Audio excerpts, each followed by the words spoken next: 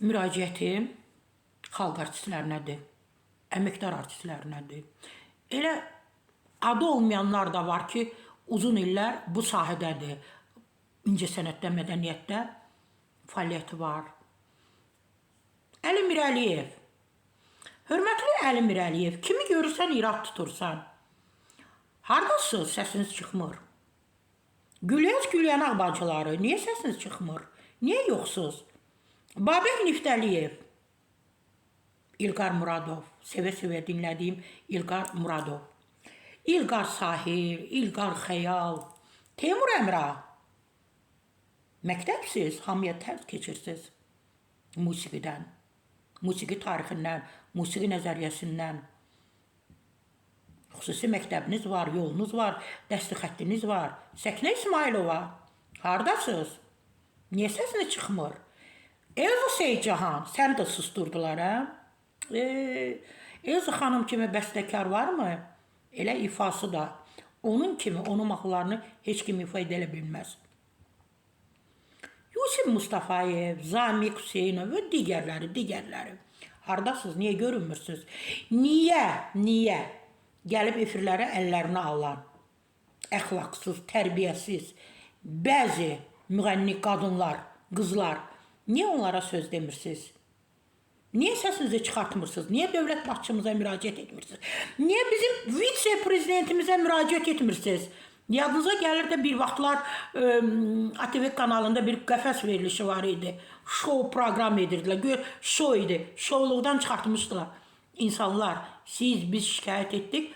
Veriliş gedə-gedə bizim çox hörmətli Mehriban xanım, vitse-prezidentimiz həmən verilişi saxladılar və bağladılar. Yayımına icazə verilmədi. Niyə görə bizim hörmətli Mehriban xanıma müraciət etmirsiniz? Bir ildən, 2 ildən sonra biz əxlaqlı qadınları barmaqla sayacağıq. Hələ mən musiqidən, sənətdən danışmıram, incə sənətdən danışmıram. Bu artıq məhv olub, uçurumun baba kənarında dayanıb. Uçacaq. Biz 1 ildən, 2 ildən sonra biz əxlaqlı qadınları barmaqla sayacağıq. Kimin adını deyirik ki, kimə irad tuturuq bu mədəniyyətdə, incə sənətdə, show biznesdə olan özlərini son vaxtlar belə sayırlar da. Həmən bunların kişicikləri, bunları saxlayan, bunlara pul xərciləyən bizə zəng vururlar, bizi təhdid edirlər, bizi qorxudurlar, sizə padvala saldıracaq, sizə işgəncə verəcək, sizin əl qolunuzu sındıracaq. Əzizlərim, susmayın. Sizə bu əmanətdir. Bu incəsənət, bu mədəniyyət, hörmətli adını çəkdiyim və çəkmədiyim çox hörmətli xalq artistləri, əməkdar artistləri, bu incəsənəti, bu mədəniyyəti sizə Şəfiqə Axundova, Üzeyir Hacıbeyov, Qara Qarayev, nə bilim, digərləri əmanət verib, qoruyun. Bu əxlaqsızlara imkan verməyin. Özünüz olun efirlərdə. Aparıcılar, evladlarınız 16 min, 17 min, 20 minlik məktəblərdə təhsil alır ilə. Hardandır bu pullar sizdən? Niyə bu əxlaqsızlığı tərbiyə edirsiniz? Niyə görə? Yaranın şərait, qoy peşəkarlar gəlsin, sözün desin, musiqi ifa etsin, dinləyək, zövq alaq. Bu qədər əxlaqsızlıq mı olar? Təbii ki, mən də dövlət başçımıza müraciət edirəm. Bizim vitse-prezidentimiz Mehriban xanıma müraciət edirəm. Bizim incəsənətimiz, mədəniyyətimiz hara gedir?